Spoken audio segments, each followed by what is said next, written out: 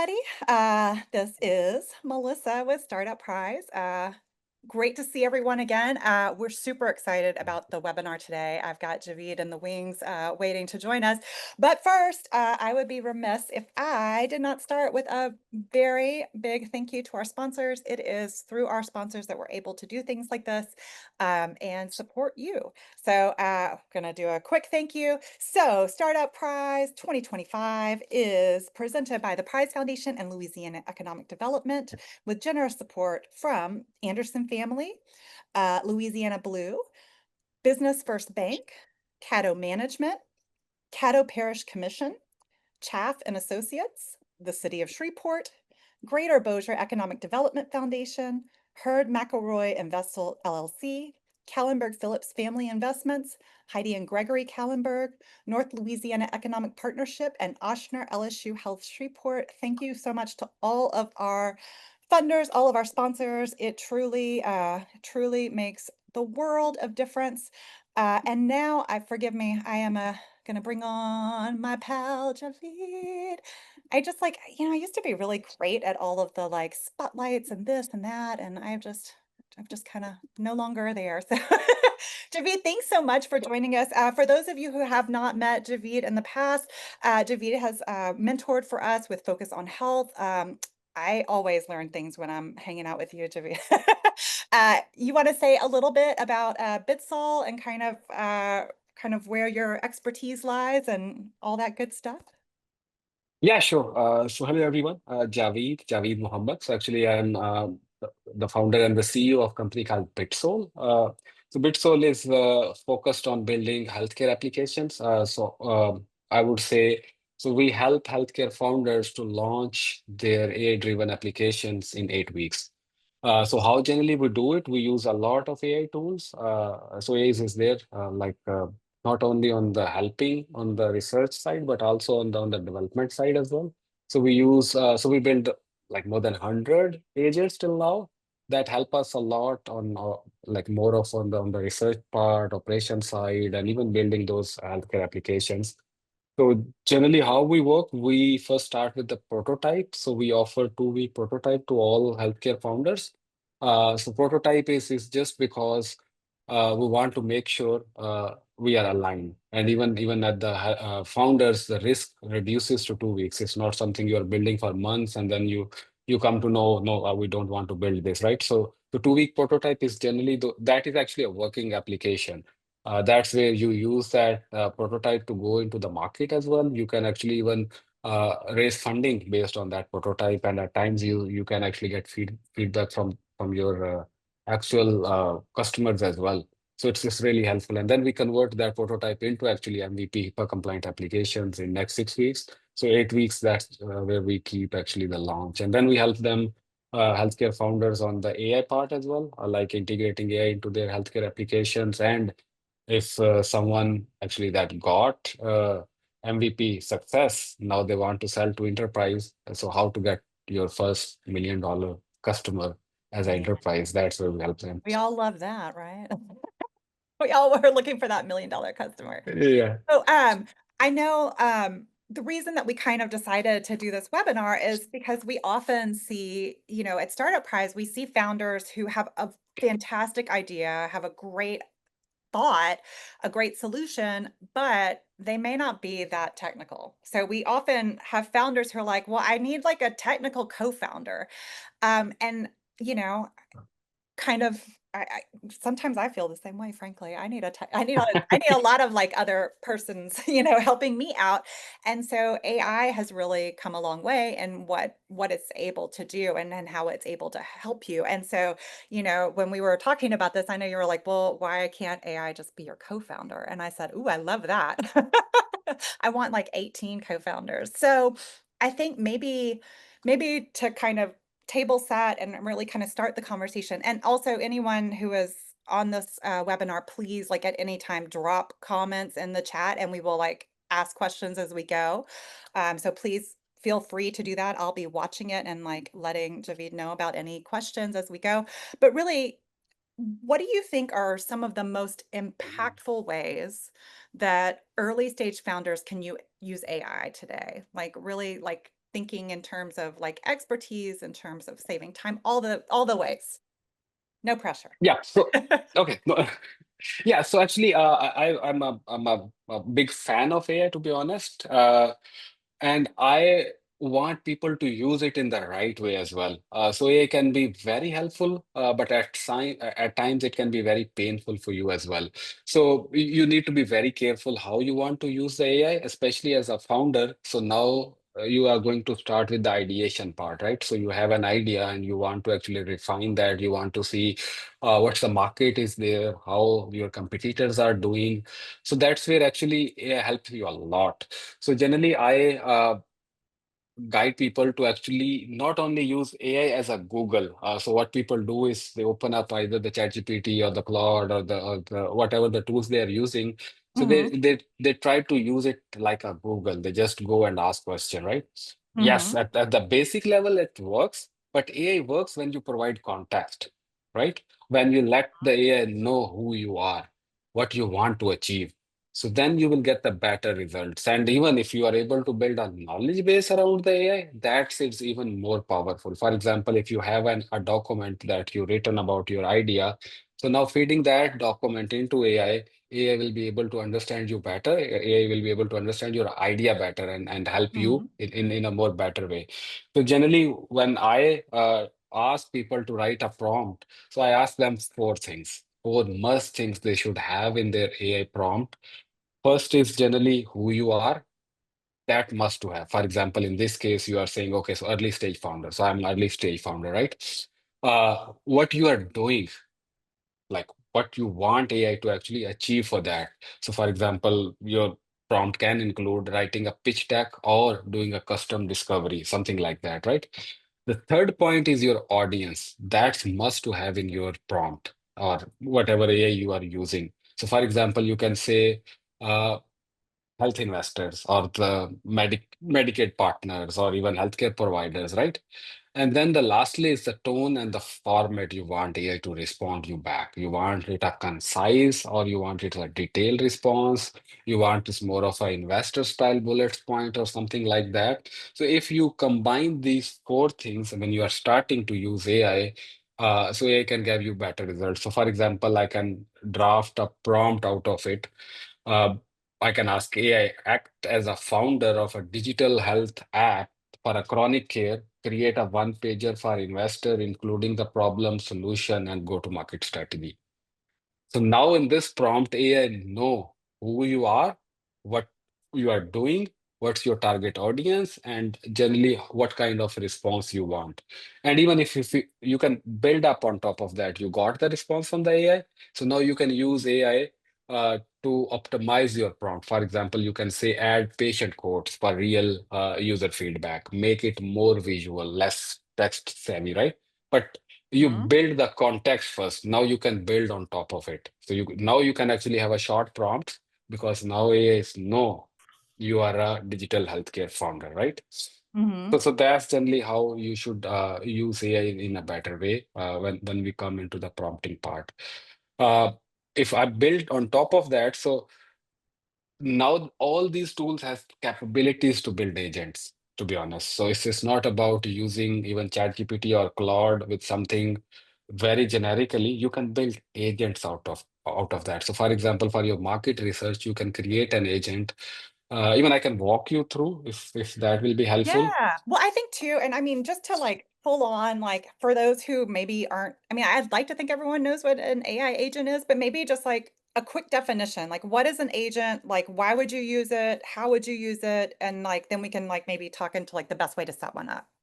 Yes, so when actually the AI actually arrives, the generative AI, I would say, not the AI. So when the generative AI, the ChatGPT arrives, people started thinking, okay, so there is something generic. I will ask question, I will get the answers. Yes, at a high level, yes, it worked. But then there's a specific use cases started to coming in.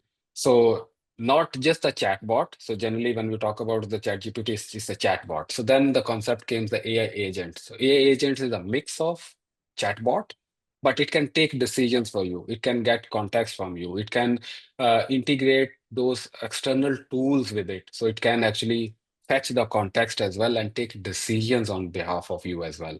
So, for example, you can build an agent that is connected with your Notion, that is connected with your Google Drive, right? It can connect it with your HubSpot at times as well, right? So if you are in advanced form, and then it can help you uh, all these questions that we are framing as a chatbot, right? It can even connect with your emails as well.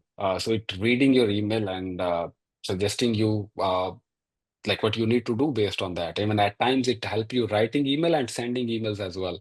So a agent is more of a advanced version, I would say, of a chatbot that can have a chatbot interface, and it can at time optionally can run in the background as well and taking decisions on behalf of you.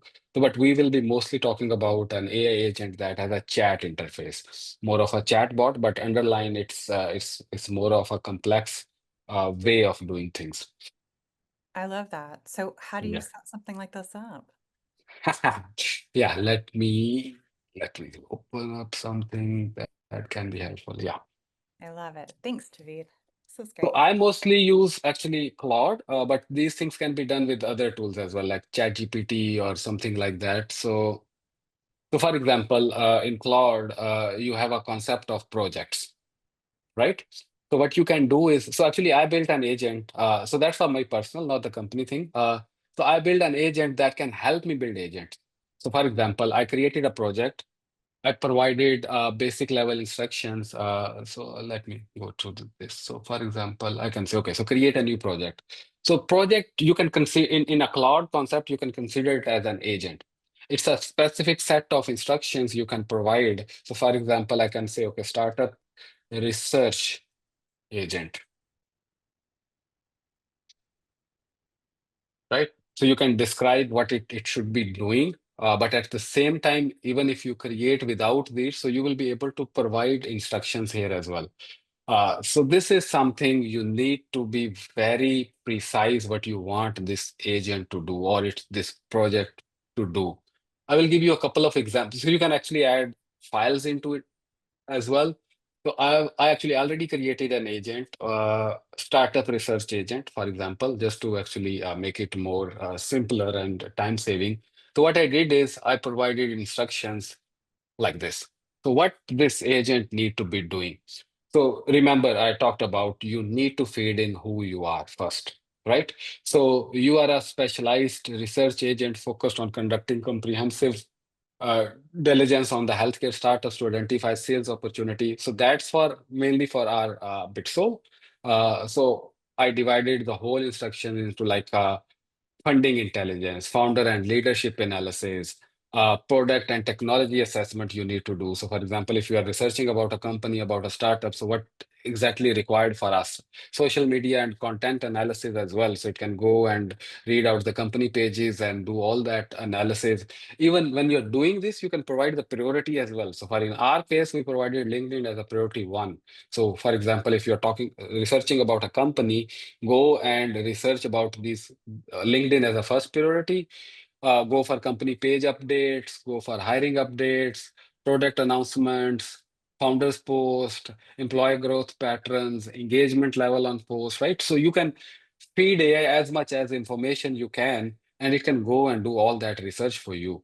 Uh, for example, Twitter, then you go for company blogs, you can research for that company about the medium, pain points identification, competitive and market analysis as well, engagement opportunities. So even you can ask AI to score those opportunities as well. So for example, if it's doing the research part, so you can do the scoring part. So it becomes easy for you to understand that part. Even you can build a complete methodology as well. So like, for example, I build a research methodology. So how this agent will be doing the research part, right? So it will be doing the initial discovery, then it will deep dive into research, then it will be doing the technical assessment, then it will be synthesizing the recommendation part. And at the end, the most important thing, how you want to have the output, because AI can hallucinate, everyone should know, but you need to know what should be your output that will be meaningful for you. AI can create a 50-page document. Is it useful for you? I don't think so, right? So that's where you need to come. You need to define, okay, so in our case, okay, so we need executive summary, we need company overview, we need funding analysis for this company, we need founder and leadership information, right? Product and technology they are doing, what will be the social media intelligence in terms of, for example, what's the post frequency for this company it is, right? Recent theme they are using, hiring signals, key pain points, all that. So so this is something like a more of a comprehensive AI agent that you can build in, and you can keep enhancing it, right? So even you can integrate. In this case, we integrated Crunchbase API. So you know, in Crunchbase, there's a lot of healthcare data available, right? Healthcare startup data available. So this agent can go and get fetch data from Crunchbase as well. So you know the funding information that everything that is there. Second, I want to show you another agent that I just built for this purposes, for our demo purposes. So this is healthcare startup report and template generation agent, right? So I provided the primary purpose to this agent, what it will be doing, what kind of input it will be accepting, and based on that input, what it will be doing. So it will be creating one pager, it will be creating customer discovery script, persona summaries, problem solution statement, value proposition, pitch deck outlines, uh, like application grant and acceleration application statuses, compliance document summaries, BEA requirement, because we are in healthcare, right? And then you can define. I just did the basic level of things. So I defined what is a refinement process it is, right? What it need to be do. Even you can provide links to it. You can provide different kind of uh, like a repository to it where the documents live, the data lives. So it can go and do all that integrate like research for you. Uh,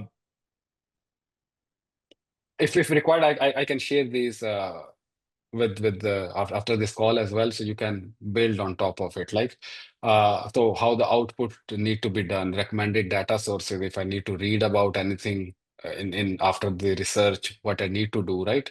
If I need to do any CRM integration, that can also be done. Even you can do, in your case, you can do Notion as well, or whatever the AI tools you are using.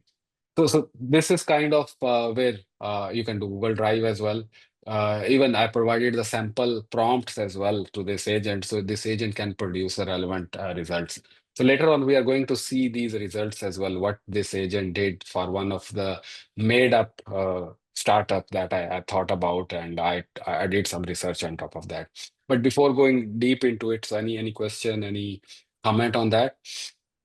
I mean, like me personally, I would love to kind of I mean, I know you kind of talked a little bit about the prompt, but like what you're going through as you're creating this, right? So like for the who you are, what are the things you want to make sure you include, right? Or for like I mean, this is really involved, like, and I'm sure it creates a much better product than like, hey, Chat GPT, like what's this company all about, right?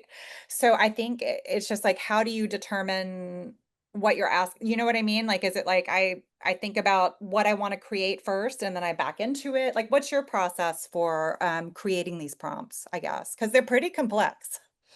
Yes, so that's where AI help you as well. So actually, I created an agent that can help you create prompts as well, right? So you That's need awesome. to define this criteria. Okay, so what's my prompts look like, right? So for example, the definition I provided, uh, who you are, what you are doing, your audience, tone, and format, right? So if you create a same kind of instructions for creating prompts as well. So let's suppose you created an agent or a project that feed in how you want to format that prompt. So AI will be able to create that. So most of this stuff that you are seeing is created by AI. That's not created by me. But you have to review it. You need to make sure it's aligned with your needs. That's Mhm. the most relevant part when you're doing this type of stuff. You modify it, don't use as is 100%. Make sure all your aspects are covered into. So for example, I created this agent to create everything in once. So I run it, it took around 30 minutes and it created everything. That's a one way to do it. And meanwhile, I was doing everything what I wanted to do, right? The Mhm. second approach can be you can divide it. Okay, create a one agent that will be only handling the one pages, right? Create similarly one agent can be handling the customer discovery script, right? So you can have multiple agents doing the multiple stuff, but you can have a one agent doing multiple stuff as well, and you can focus on other stuff while doing this. And I see someone has their hand up, and forgive me, I don't wanna, like, butcher your name, but feel free to unmute yourself and ask your question. Yeah, thank you, Melissa. Sure. Can you maybe expand on how we can minimize hallucinations by the AI? I know you highlighted some points, but can you expand on that? Yeah, so there's a two main rule of thumb. So one is definitely the context you are providing. If you are saying, okay, so build me a one pager for my startup. For example, I come up with My Health Ally. That's the startup actually I come up with, right? It's a chronic care platform that I want to build. So instead of saying, okay, so build a one pager for my healthcare, uh, My Health Ally, it will definitely hallucinate because it does not have that context. So you need to provide that basic context into it. What is mean by? What's your core feature set? So instead of start building the one pager, you first go into and ask the what should be my core area, my core feature set, and then use that context to build on top of it. So hallucination generally comes because of us. Yes, AI can hallucinate, but generally it comes because of us because we are not providing the right context into AI. Is that helpful? Yeah, thank you. And so yeah, again, providing the context here as you're setting your instruction set. Yes, and then refining it. Even if you see the hallucination, refine it. Go and change those instructions and run it again. So at that time, AI will be even perform better for you. If it's not Thank- something you got the hallucination and you said, oh no, I'm done with the AI, I'm not using it. So that's where you need to improve the AI. Uh, so the bigger the context, the more the improvement, the better the results you will get. Awesome. Thank you. Yep. Anything else, or we can move to the results of this agent? I think we'll just head on. Let's do it. Let's see what we Yeah. got. Yeah. So when I run this agent, so I got these seven outputs. So you can see this, right? So we can go one by one. So this is the first thing it generated. It's as I said, so My Health Ally chronic care patient portal that we are going to build as a startup. So it did a comprehensive market research report. Uh, it's not 100%. Always make sure what's the output is coming. It's not 100%. You need to verify, cross verify, right? But it will give you uh, a direction to do it, right? So, for example, in this case, what it did is uh, increase. Okay. So if you see the summary, so you will see a many numbers into it. So that's where I feed the AI to focus on the numbers part. So it did and go did all the research part. So for example, it says so enter the rapidly growing patient portal market where at 6.5 billion in 25 projected to reach 15.52 billion by 2030, right? So you can even ask AI to provide the sources as well. So you can get the sources and you can go and check that is it really like a trustworthy source to pitch on that data, or even you can go and do the market research based on your uh, like the human side as well to get the specific information. But you get the basic level, like you got the target market, right? You got the market size as well. You got the funding environment as well.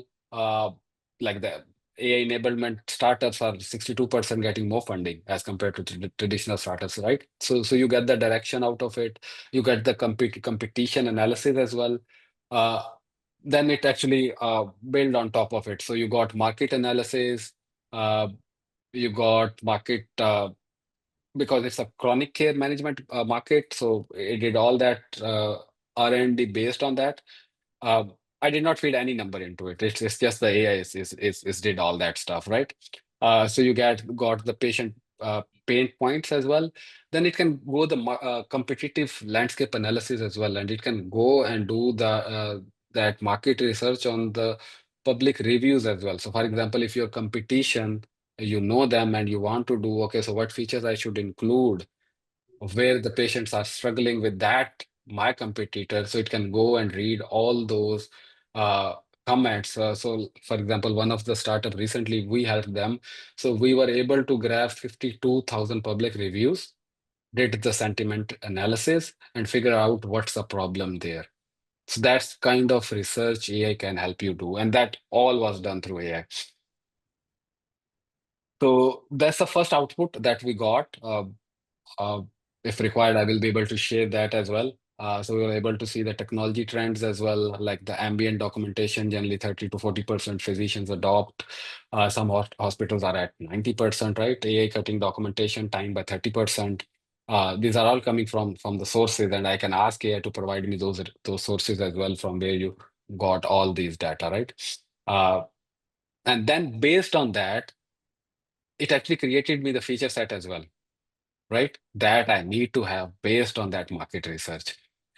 And it created me a go-to-market strategy as well. It's a recommendation, definitely. You can modify it. So, for example, it telling me based on my research, that's the pricing model you should have, right? The freemium model, where you have a free tier, and then you have the premium model, and then you provider licensing, right?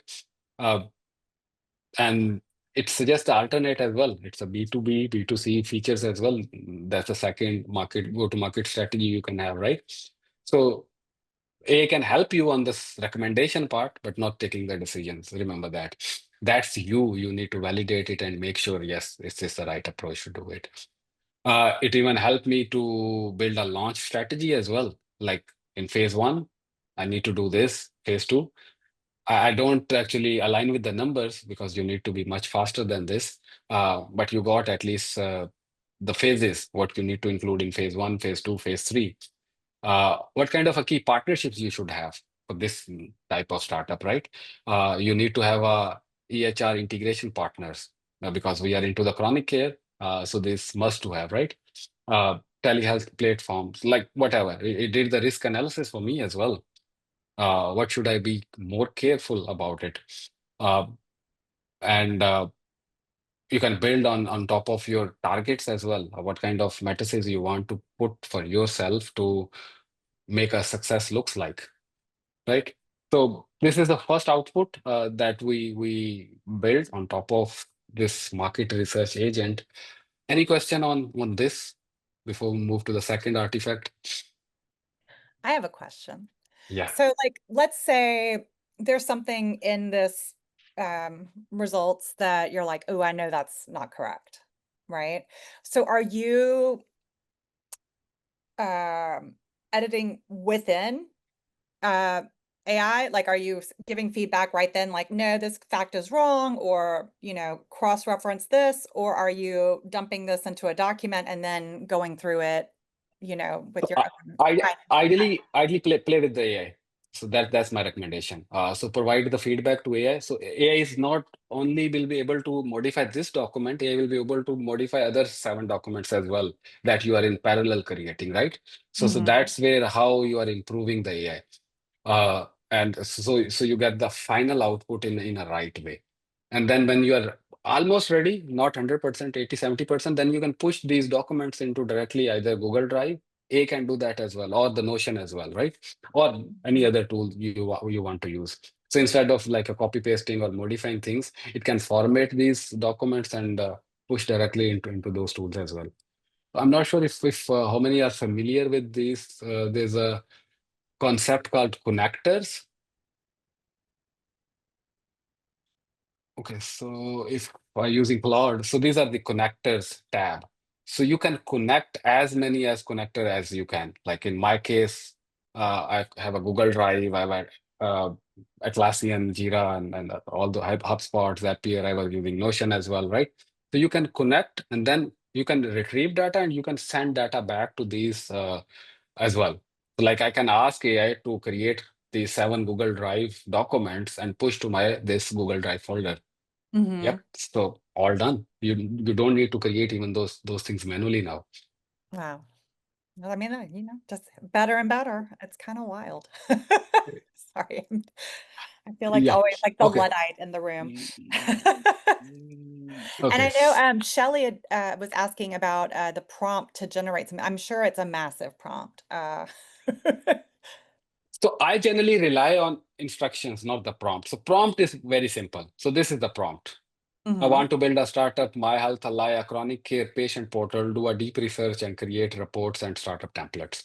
mhm, But where AI was smart based on these instructions. So I mm, generally rely on instruction instead of prompt. So, got so it. you can combine it. Like if you want to add all these instructions into prompt, you can do that as well. Mhm, But I generally divide it. So got so it. this is you can consider it as a prompt. This is as a prompt, and then you can define on top of it.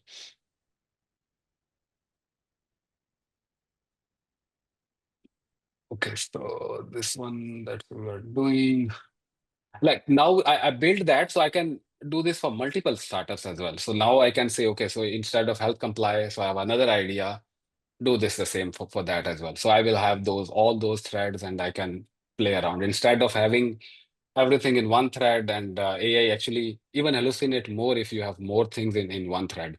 So you need to keep those separate threads. So because we are into this health comply thing, so let's say okay, so that's the second artifact I got. So I got this one pager. So I asked him, okay, so based on that research, create a one pager. It's a bit lengthy, but I was not wanted to have that complex. I wanted to have a simple one, but I got that. That's fine. Even I can ask AI to reduce the text or whatever you want.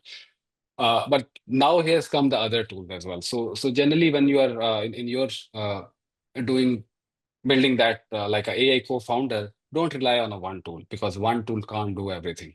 One tool might be doing the research better, but on the graphical side, it will be not that good, right? So, for example, in this case, I'm using Claude for my research purposes, but I'm using there's another tool, Beautiful AI, to create uh, a different kind of presentation. And similarly, I'm using Canva to build these type of one pages, right? So, for example, let me open up my Canva as well if I have that. Yeah, so I created this one. So Canva actually also have a AI into it. So you can use that to create those one pagers as well. So for example, if I go to Canva AI, I can just copy this one pager, right? So I can create a beautiful one pager out of this. So I can just take this text, ask AI, okay, to create a simple one pager based on my research and content I have. It's still a bit generic, but because I'm providing the context, so it knows how I need to create it, right? So if you do it, so now AI will start creating those graphical interfaces as well for you. And generally it comes with multiple, so you can choose and even then you can modify them as well, right? For example, I got this one, right? Uh, okay, provide me more options to choose.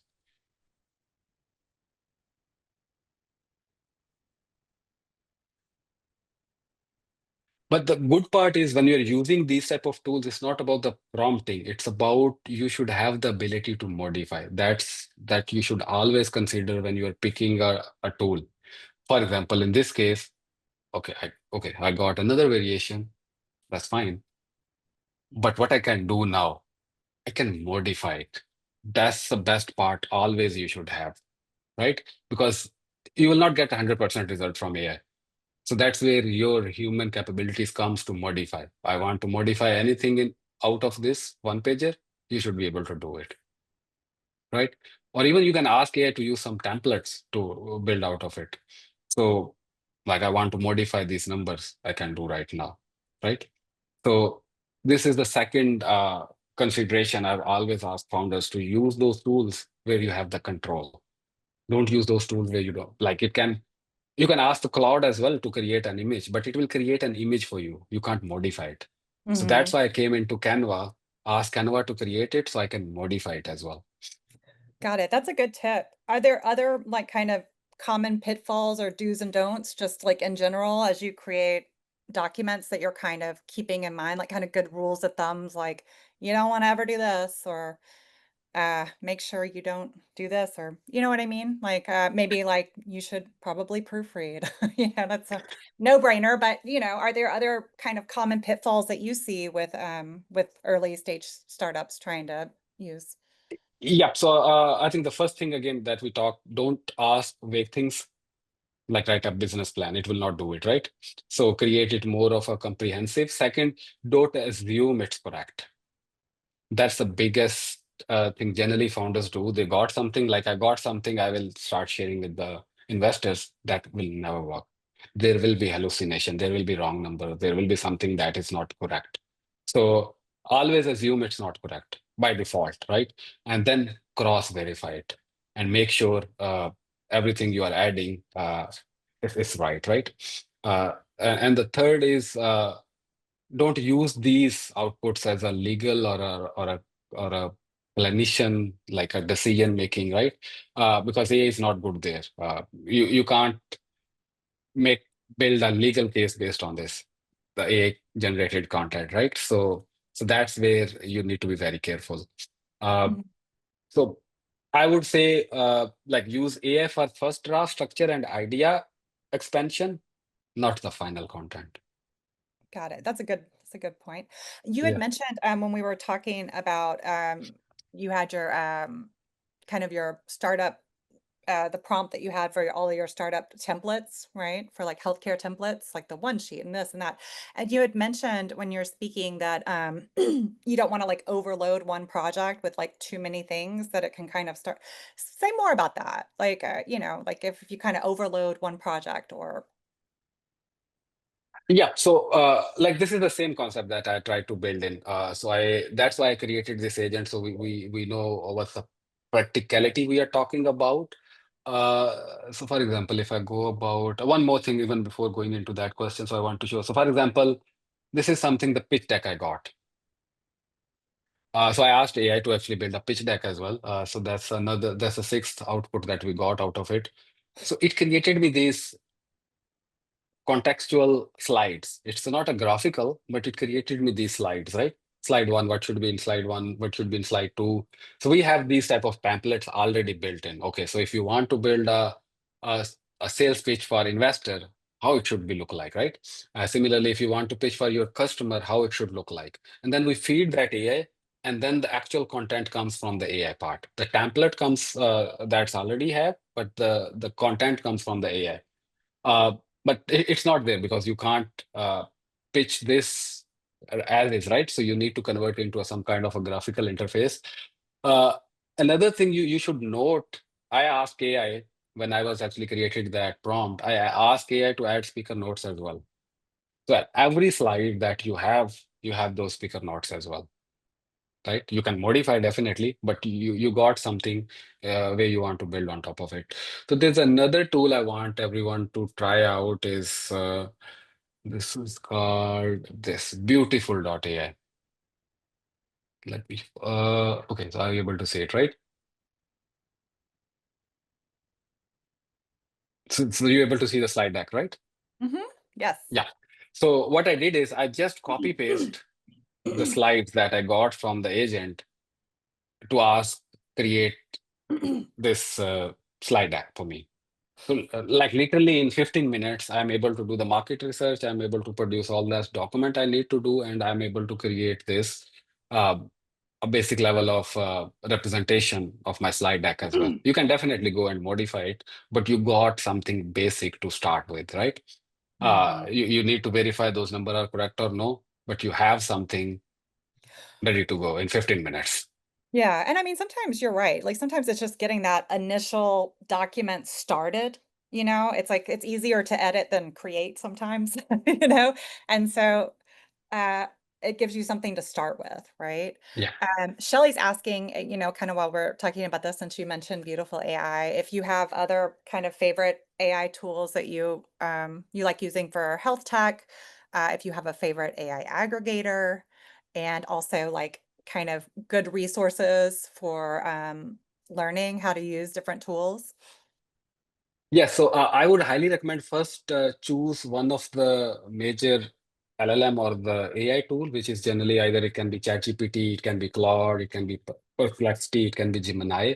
First thing, your first start is generally these tools. Uh, Ideally, you can use multiple as well, but one should be your primary go-to tool where you need to build all that knowledge base and everything, right? Uh, then second, you need to have some kind of a doc or a workflow tool for your notes or something like that. So I generally use Notion a lot for that. But Coda is there as well. That's a good tool. You can look into it. At times, I use just simple Google Drive as well. Some of our customers use like the Confluence Atlassian one. So we use that as well. But generally, personally, I go for the Notion, which is quite easy to manage. So all your whatever the research through AI you are doing, it should go to some kind of a repository or some kind of a document that can be your Google Drive, that can be your Notion. Don't always keep everything in like you did something and it stays in AI. There's no like yes, knowledge you got, but you did not get any output out of it, right? Uh, and then for the marketing part, generally I use Copy AI. That is good tool to do it. For the graphical representation, Beautiful AI is good. Canva AI is good. At times I use Figma AI as well. That's also a good. Uh, we are not going into coding till now, right? It's before the marketing generating these kind of artifacts as well. Uh, for the automation purposes, I use Zapier a lot. Like you can build different automation workflows. You can connect your Claude or whatever the agent you are using with Zapier. You can connect your CRM with Zapier and build those automated agents as well that will be working at night. For example, one of agent is working for me at night whenever I walk up in the morning. So I have a list of my meetings with the detailed research about every person I'm going to talk today, right? Oh, So that's nice. so I did that from through Zapier actually. So it go and check my calendar. It see, okay, so I have a meeting with Melissa today, right? So it will go check the Melissa, all the social media, wherever the articles are there, like whatever the research we did for the company, we did the same research against the Melissa as well, right? And then it tells me even it connected with my emails as well. So it knows the context part. Okay, so yes, I'm talking to Melissa for this webinar. So it built me all that context, the talking point. Even at times it give me questions as well. There's these types of questions you should ask to Melissa, right? Uh, so it helps me a lot in the morning to I just spend 10 to 15 minutes in my morning to go through these notes, uh, and I'm up and running, right? So I know what I need to talk about and what I need to do, right? Similarly, you can build a tool for your to-dos as well. Instead of maintaining your tools manually, it can go and check all the tools you are using and create a plan for you, a day plan. I tried that, but it didn't work for me because I'm doing a lot of runtime things. But especially for a startup founder, it becomes very easy. It can divide your time. Okay, so where you need to focus on the daily basis. So these type of things are really helpful through Zapier. One other helpful agent that helped me a lot actually. So previously I was getting a lot of emails with these invites, calendar invites. At times it's not added to my calendar. So I actually had an agent that looked through all my emails and see if there's any email where an appointment need to be scheduled or a calendar invite need to be sent or even a calendar invite is being sent that is not in my calendar. So it helps me notify and add to my calendar as well. So Oh, I for love example, that. if That sounds like very useful. Well, it's just yeah, like because you don't even think about like, I mean, there's just so many ways you can use it, right? And there's different things. Uh, she's asking, Shelley's follow-up was, are those AIs in an aggregator or are these only available individually? so generally these are individually, but you can aggregate through tools like Zapier Hmm. and N8N. That's a bit technical tool as well. You can use that as well at times. So it can build workflows. So for example, output from the one tool can be input from the other tool, and then you can build something across. So I used a lot Zapier and Netin. So I build all these type of like a workflows for myself through these Mhm. tools. I love that. Are there like maybe like, I'm guessing at this point everyone's using AI in some form, whether it's even just like during Google searches, right? So are there kind of like maybe some of those like very easy, simple integrations that founders could use just to get back a little bit of time, right? Like something that can like kind of help them automate. I mean, like I know Zapier is a great one to like set up all sorts of little if this then that kind of Yeah. automations. But are there things that like just something to give back even 30 minutes of someone's day. Yeah, well, if someone ideally, I would highly recommend using Zapier. If someone can't use it, then you can even do through these tools as well, like the connectors that we're talking about in Cloud.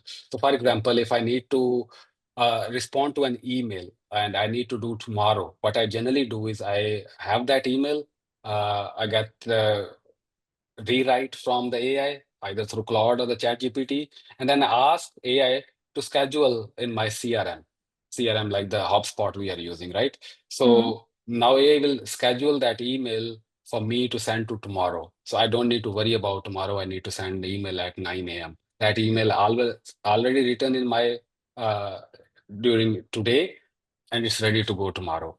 So it saves a lot of my time Mhm. on this type of small stuff. So you can connectors. First thing is like a AI, like AI tool that you are going to use either ChatGPT or Claude.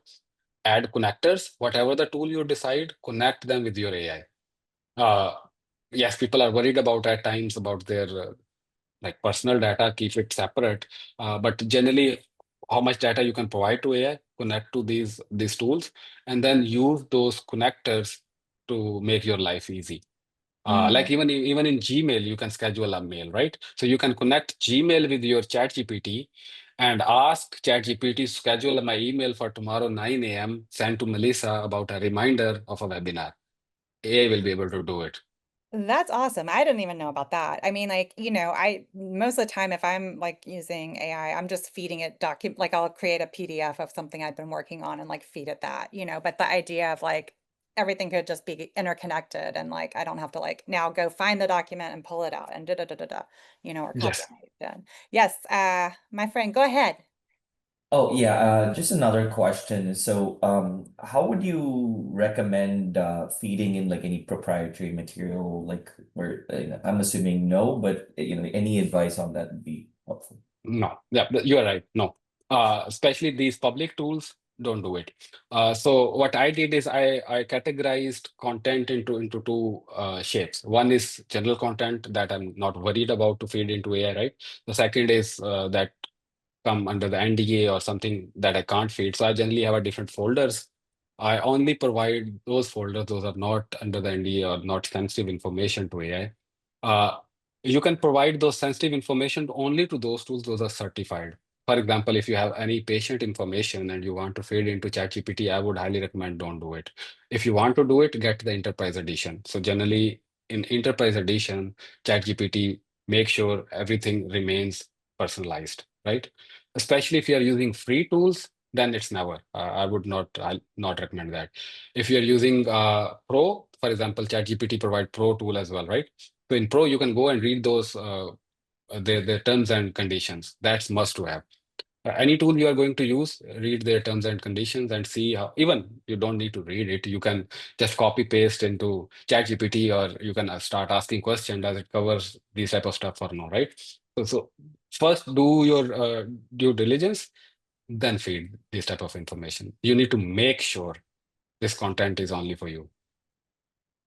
Thank you. Yes, that's a good question. I actually had a similar one. Like, how do you like responsibly, use AI for like regulated or clinical content, which is exactly what you're asking about, this kind of more Yeah, private data or things like that.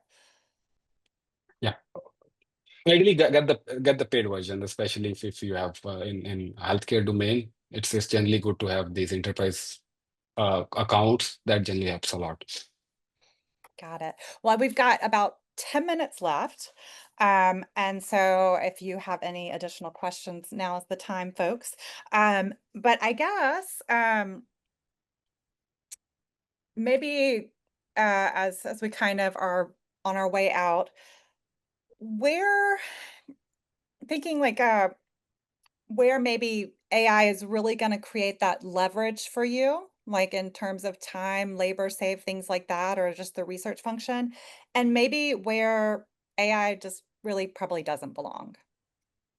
Okay, so I think on the research part, we saw there's a lot of value addition there. There's another a big value addition. The most I would say is creating prototypes or those like the user interfaces for you. So there's a good tools. Generally, we use UX Pilot. That is a good tool. You can use Figma AI is there, Lovable there, Rapplet, Versal. There's a multiple tools there, right? Uh, I would highly recommend, even you are non-technical, start using those tools. What you can do is, like, you can feed these 7 documents, what I actually produce. I can feed these 7 documents. I can get 80% of the visuals from these tools. Wow. You just need to have these documents right. If you have those documents right, you can produce these results. Uh, like the prototype that generally we talk about, 2 week prototype, how we do it the same way. What we do, we create these documents, relevant documents that AI can understand, modify it, and then feed those documents into these tools like Lovable or UX Pilot. So they generally come up with 80% of the user interfaces that customer need. And we generally do it in a couple of days. And then we go to the customer and ask, okay, so now what you want to refine, how you want to refine, where AI is not right, that's where you come, your knowledge will come and we will refine it. So the second week we generally keep for this refinement purposes. So you can literally, you can build your prototypes, even at times working prototype. I know of a founder who was able to build a prototype and she was able to onboard 70 customers as well through these tools, right? Amazing. So you can do a market validation very quickly through these tools, and it's not only saving time, it's actually saving money for you as well, because if you are going to hand over all this to someone like me who doesn't even understand what you want to build, right? It will be back and forth. There's a lot of back and forth. It will be waste your time, it will be waste for the others time, it will actually waste money as well, right? No one is going to do this free for you, right? So you can do a lot, the basic level of validation, and even you stuck somewhere, and generally these tools go stuck somewhere. That's 100% true. Then you can ask someone to help you. But at that time, that person knows what you're going to build. Mm-hmm. That's really smart. So like almost like Yeah. kind of creating your own like small prototype. So at least you have something to kind of be like, this is kind of where my brain's heading. I know there's tweaks, I know there's needs, but at least like this is kind of a very simple, it's a starting point that we can work from. Yeah, at time, even if it's not something you want to build, you can say, okay, so no, that's not I want to build, right? So someone knows, yes, this is a no-go area. Yeah, So fast that's no is also where, yeah. great. So that's where AI help a lot. But I think where AI is not good, again, decision making. You should not rely on AI on the decision making. Especially in healthcare, the clinical data. Avoid to use AI for the clinical data purposes, decision making. Even at times, if you are expecting AI to take decisions on the clinical side based on the patient reports and all that. So that's where AI is not good at. Mhm. One other pattern that we saw actually with working with the recent healthcare founders. So generally people try to remove humans from the loop. That's where at times we got good result, but people are not trusting. So I can share one example recently. So we were working with the founder, it's a women health platform. So they were generating a 8 week plan how you can reduce your mental stress, right? Through AI. They throw directly to the women, but women were not using it. They made a tweak. What they did is they add clinicians, I would say more of a practitioners in the loop. 90% of the output is auto approve. Okay, practitioners just review and approve it. And now women started using it. Why? Because now they can trust it's reviewed by the specialist. So using AI in healthcare, don't use like for the decision making, and don't assume people will trust AI. At least for now, they don't. Yes, that's a good thing. Well, I feel like it's a really kind of a good spot to stop on, right? Javeed, thank you. Like I said, I love when we get to hang out because I always learn so much too. I have some new ideas already after our conversation, and I realized I didn't even know you could connect through like these generative like chatbots. So like I'm like, Yeah. oh, I typically am a chat GPT user. I haven't played around in Claude much, so it's kind of interesting to see how they differ, you know? I mean, like similar but different. So it's been super awesome, and we so appreciate you coming to hang out, sharing your expertise, sharing your time. I did want to let everyone know as well, just if you ever are like kind of got that little itch, Javeed and Bitsol, they are like considering you're kind of starting this like 8 week to like an enterprise level app kind of thing, right? I mean, to like a Yeah. hard, like a very usable MVP that is HIPAA compliant, all the things. So again, you know, for those of you who have approached us in the past and are saying, all I need is like a technical co-founder, you might have one in Javeed. Or you may have one in Claude, who knows, right? But again, Javeed, thank you so much for joining us today. We super appreciate it. And as I will always ask, maybe could we go out on a little Viva la Startup Prize on the count of three? I'm gonna just assume Sorry? that means yeah. I said, Yeah. can we go out on a Viva la Startup Prize on the count of three? Okay, 1, 2, 3, Viva la We'll have Startup startup Prize! prize. And we will see y'all next time. Javeed, thanks again for joining us, and hope everyone has a great rest of their week. Thank you. Thank you, Melissa, having me on board. Thank you. Thank Awesome. you.